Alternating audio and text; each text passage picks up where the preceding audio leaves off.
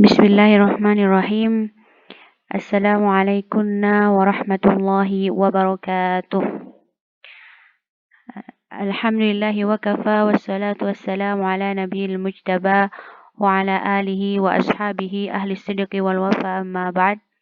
Kaifa halukunna ya akhwat? Naam, la'allakunna bi khair wal afiyah. Naam. فالآن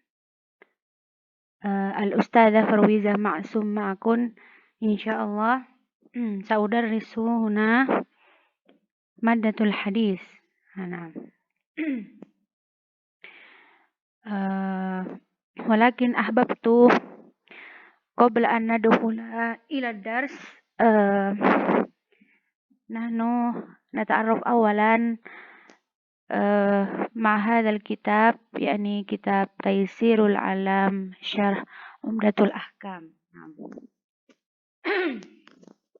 لأن يا أخوات معرفة الكتاب قبل أن ندرس ما فيه هو مهم جدا. كيف يكون قد درسنا الكتاب ولم نعرف أي اسم أي كتاب درسنا ومن مؤلفه؟ هذا لا ينبغي لطالب العلم. لذلك kita sebelum masuk pelajaran insyaallah akan mengenal dulu kitab apa yang akan kita pelajari dan siapa penulisnya juga ya. Kama qulna anifan anna hadzal kitab ismuhu Taysirul Alam Syarh Umdatul Ahkam. Nah, wa muallif hadzal kitab huwa nahnu natakallam an kitab Umdatul Ahkam awalan qabla ila syarhihi. Wa muallif Umdatul Ahkam Asy-Syaikh Abdul Ghani bin Abdul Wahid. Naam. Al-Hanbali madhaban. Jadi madhab Syekh ini Hambali ya. Wa wulida fi am 541 Hijri. Wa tufiya rahimahullah yaumal itsnain الثالث وعشرين من شهر ربيع الأول من سنة 600. نعم. وكتابه الذي معنا العمدة نعم يدل على حسن اختياره وجودة فهمه هكذا. فالإنسان أو هذا الشيء معروف باختياره. نعم. كان سنه في سن الإمام المشهور الموفق ابن قدامة وبينهما صحبة وزمالة في الدراسة. نعم. Dulu Syekh Abdul Ghani ini seumuran dengan Syekh Ibnu Qudamah. Nah. Dan mereka belajar bersama dan belajar di Syekh yang sama juga. Jadi warahala jami'an ila Baghdad li talibil ilm. Nah. Mereka berdua sama-sama menuntut ilmu di Baghdad untuk menambah pengetahuan mereka. Falaqiya biha afadil al-ulama. Mereka bertemu dengan ulama-ulama yang masyhur di Baghdad atau yang terkenal seperti itu. Fa akhadha anhum. Naam. Dan belajar kepada mereka.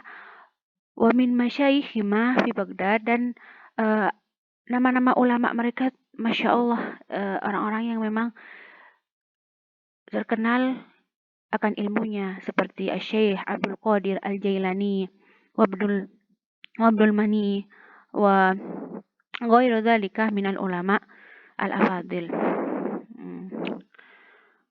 Wa na'am kama qulna annahu tufiya rahimahullah yaumal itsnain ats-tsalits wa 20 min syahri Rabiul Awal min sanah 600.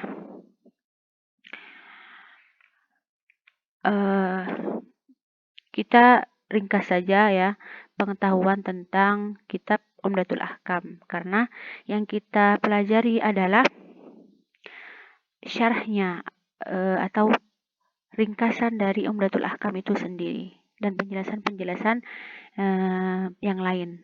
Nah, sekarang kita pindah. Nah, Tarjamatus Syarih. Jadi yang menciptakan buku yang kita pelajari ini sekarang. Ismuhu Fadilatus Syekh Abdullah bin Abdurrahman Al-Bassam. Walida fi madinati Unaiza am 1346 Hijri wa hafidhul Quran min sigorihi inda syaihihi. Jadi dari kecil memang sudah menghafal Al-Quran. Karena keluarganya itu memang mengetahui agama dengan baik seperti itu. Haitsu tuqimu usratahu wa ba'da sinni tamyiz adkhalahu waliduhu katatib baladihi.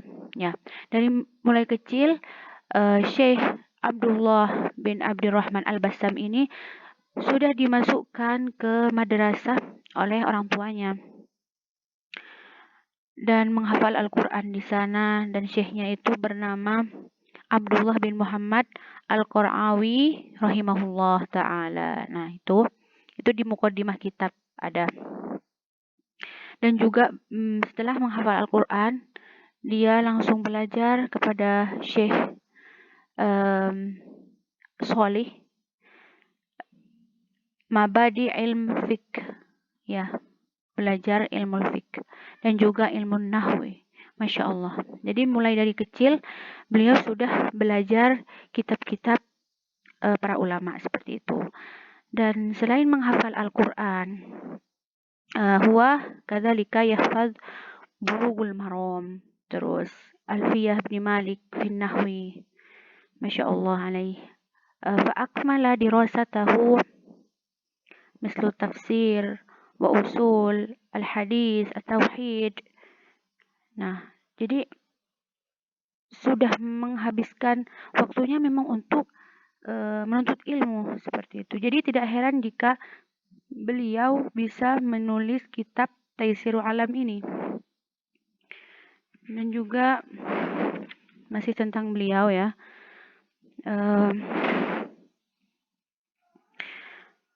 Di sini wadhaif. Nah, dia juga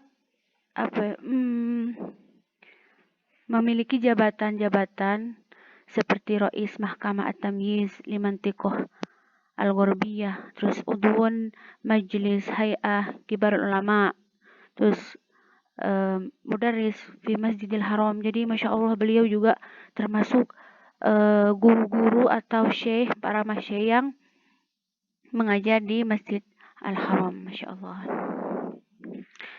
Terus nasyatuhu fid dakwah. Jadi kegiatan-kegiatan yang dia laksanakan untuk berdakwah itu Mathala al-Mamlakah al-Arabiyyah as-Saudiyah wa Rabithah al-Alam al-Islami fi iddati mu'tamarat wa nadawat wa da'wat fi kulli qaratil alam ada Amerika.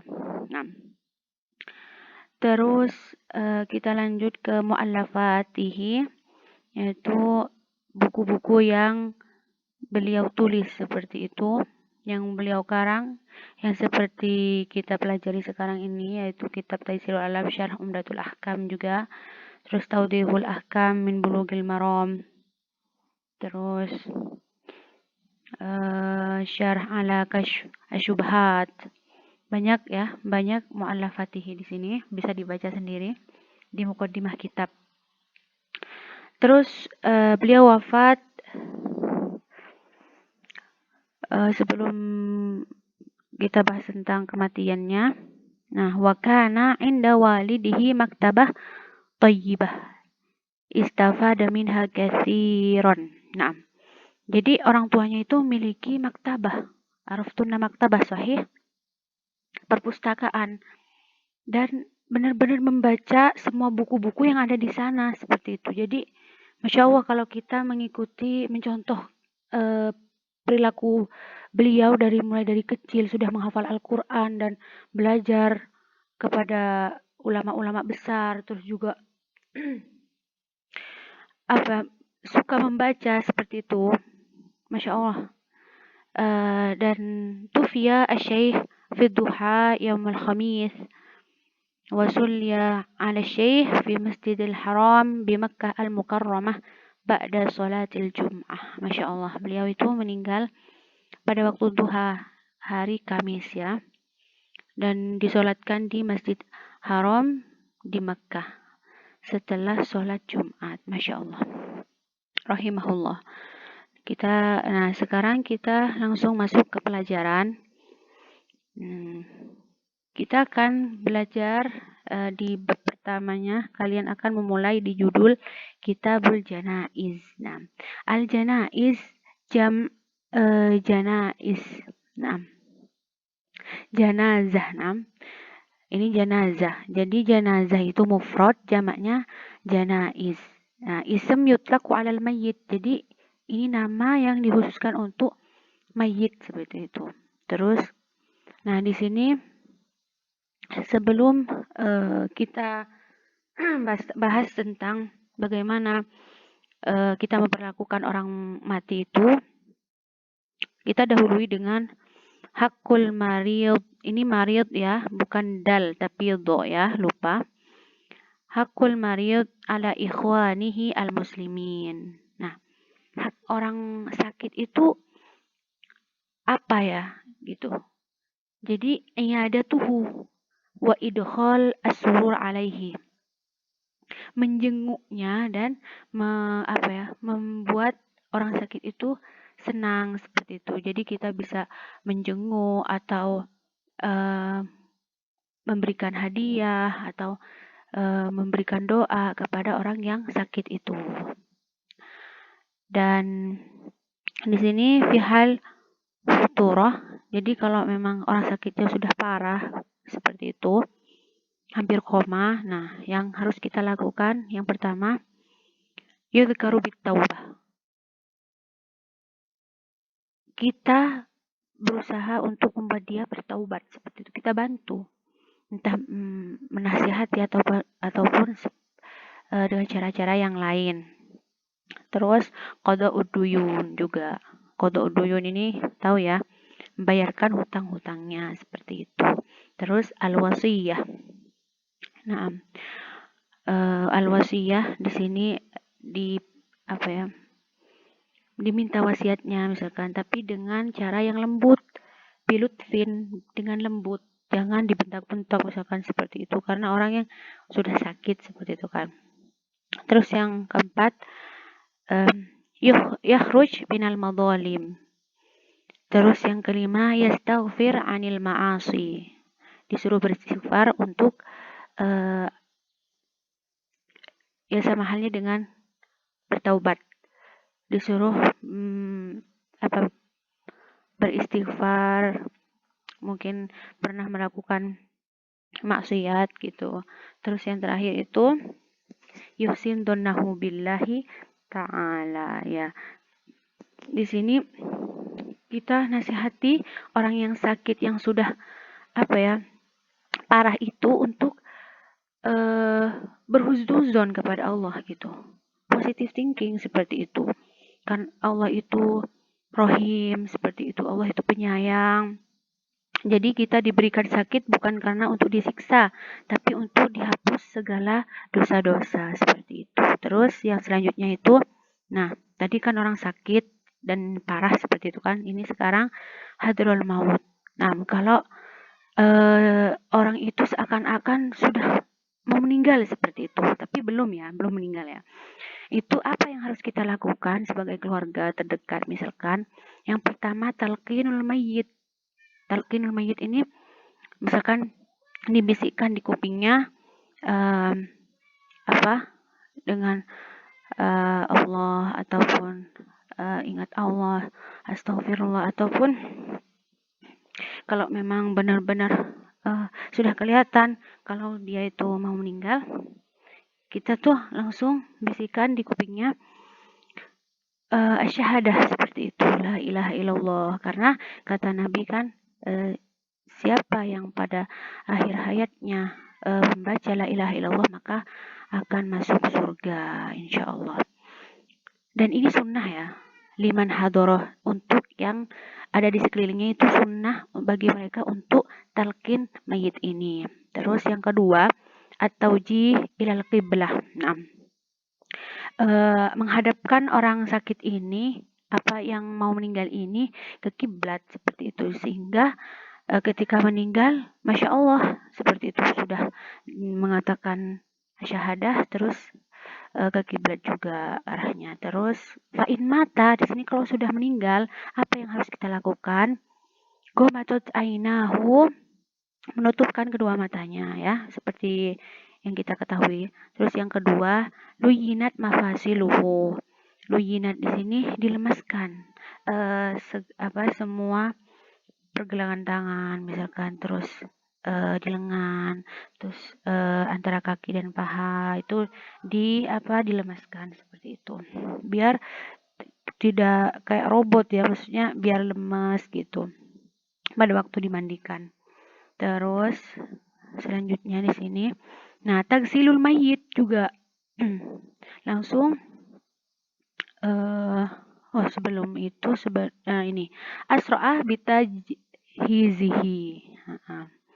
Dipercepat semuanya itu seperti apa? Yang dipercepat tagsilul mayit, dimandikan, terus takfinuhu hamluhu, dikafankan dan dibawa ke masjid misalkan, terus as-sholah alaihi, disolatkan, terus dafnuhu, dikuburkan. Jadi ini semuanya 4 ini, dari nomor 4 sampai nomor 7 furud kifayah. Tahu kan furud kifayah itu seperti apa?